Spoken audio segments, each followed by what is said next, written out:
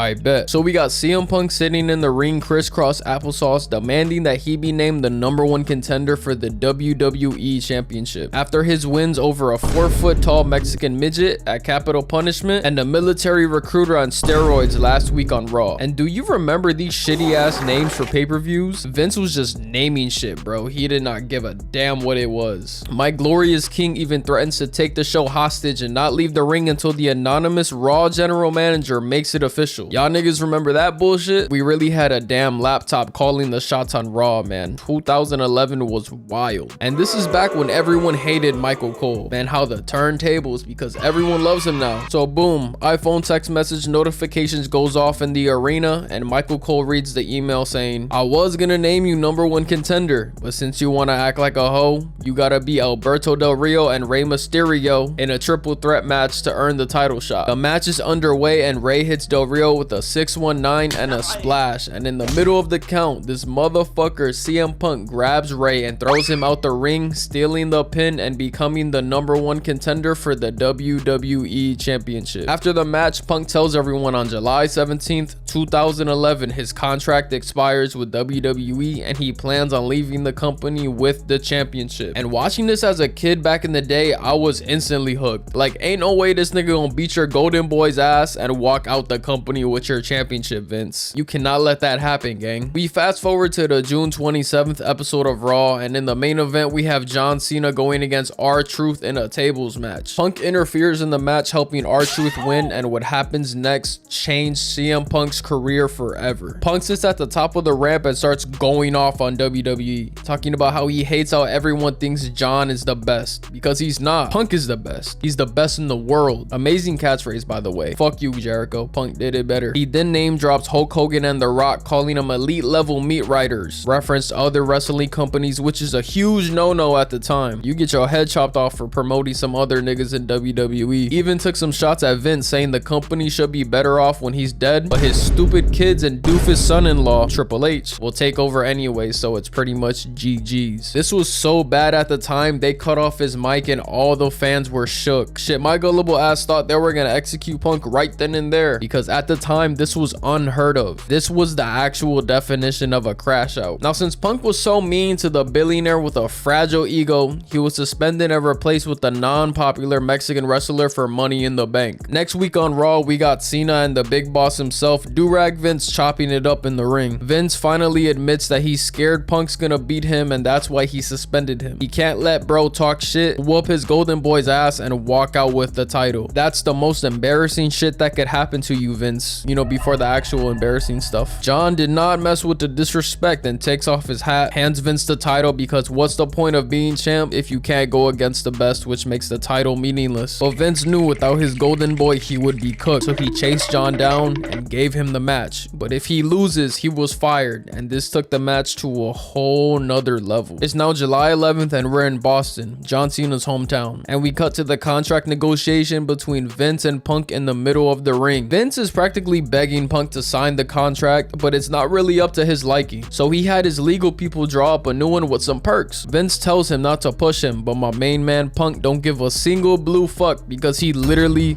pushes Vince. And just imagine laying hands on your boss, let alone pushing him, especially when it's Vince McMahon, who was a literal definition of a fucking crash out. Punk tells him he wants his own private jet, not Vince's personal one because it smells, to bring back the WWE ice cream bars, his own movie, the main event of WrestleMania, and he wants Vince to simply apologize to him. And if you know anything about Vince, that is probably the most unlikely thing in the entire list, because he is one stubborn bastard. So Vince gives a half-ass I'm sorry, and I ain't gonna lie, that ain't gonna cut it, I'm gonna let you try it again, and this time it better be good. And this is the apology that we got. I apologize, you son of a bitch. And believe it or not, that's the best you're gonna get out of Vince. So Vince is about to sign Punk's new contract, and John Cena comes out and calls them both a bunch of damn little kids. Look, they even pointing at each other, and I ain't gonna lie, that was kind of funny. After Cena kisses the fans' ass trying to farm some cheers, which doesn't work. Like, goddamn, everyone hated this nigga back then. Ain't you supposed to be the good guy, John? He calls Punk a hypocrite, comparing him to The Rock, and that gets bro mad as hell, because during this time, Punk hated The Rock. Understandably so. The nigga just showed up and stole back-to-back WrestleMania main events from him. Shit, I'd be mad too. Punk claps back at John, telling him that he's lost sight of everything he stands for because he portrays himself as the underdog, even though this nigga literally never lost during this time. They called you Super Cena for a reason, bro. Punk talks about how the Bruins, Red Sox, Patriots, and Celtics try to say that they're the underdogs too. Bro even name drops John's dad and his wife who are sitting in the crowd, and I ain't gonna lie, it's getting personal right now. He tells John that he's becoming everything that he hates. Like the Red Sox and the Patriots, he is no longer the underdog. He is a dynasty, now becoming what he hates most, and tells this nigga that he has become the New York Yankees. And John pops his ass for the insane disrespect. Oh,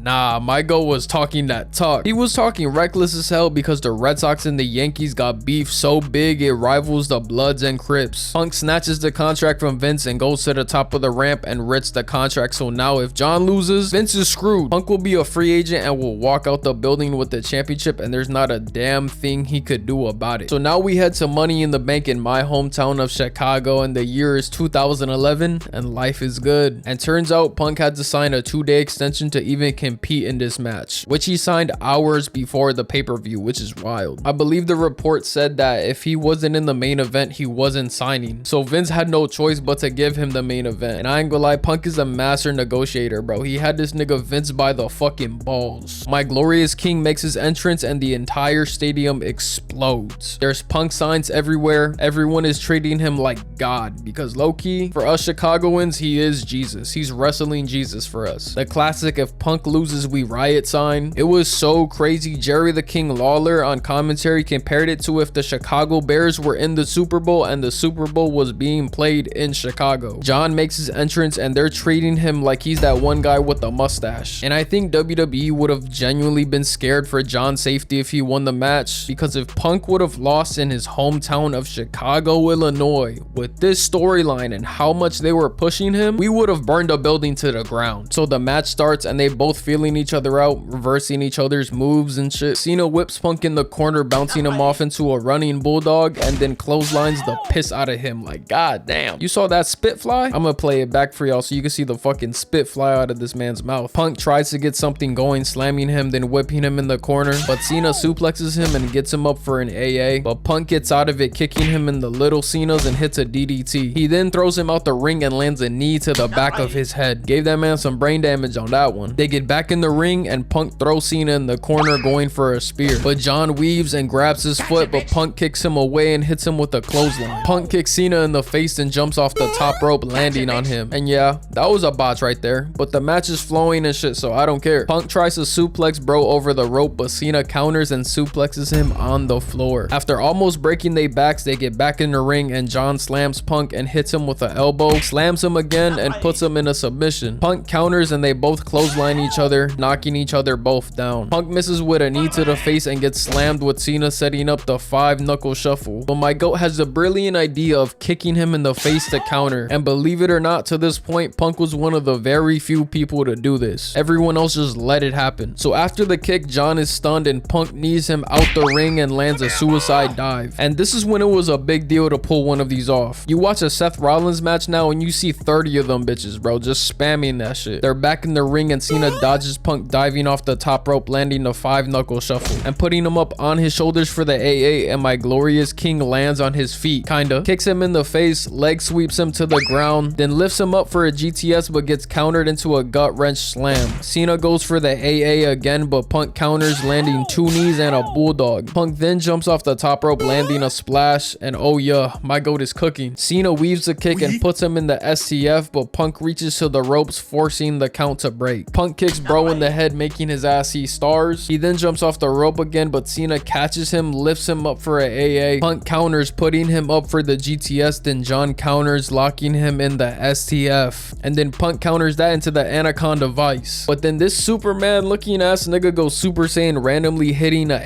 AA on Punk, and I'm thinking it's GG's, the match is gonna be over. This man randomly powered up and hit his finisher on my goat. I thought it was cooked, but my Glorious King kicks out at 2.9 9. The match is still going and both men are exhausted. And mind you, they've been cooking for 25 to 30 minutes at this point. Cena jumps off the top rope, which is insanely rare. He never does that. But Punk catches him and slams him to the ground and picks him up, but Cena grabs the ropes, almost breaking this man's neck. While Punk is gasping for air, John jumps off the ropes again, hitting a leg drop and hits another AA, and my fucking goat kicks out at 2.9 again. Punk ain't no hoe. He's walking out of here with the belt no matter what. They're both at the top rope and John is going for a super AA. Punk hits him with some elbows and lands a Hurricane Rana to counter. Once John gets up, he hits him with a knee and finally lands a GTS, but his ass falls out the goddamn ring. And you could just tell by the look on my goat's face that he's stressing. He grabs Cena and throws him in the ring, and the old white Deshaun Watson comes out to distract Punk. This works and Cena puts him in a STF, and 9-year-old me was panicking because they trying to hit Punk with the Montreal screw job. For y'all that don't know what that is, basically Vince is trying to screw Punk by ringing the bell early. But John is a man of honor, I'll give him that, and knocks John Laurinaitis' ass out because he doesn't want to win like that. He gets back in the ring and Punk lands a GTS. 1, 2,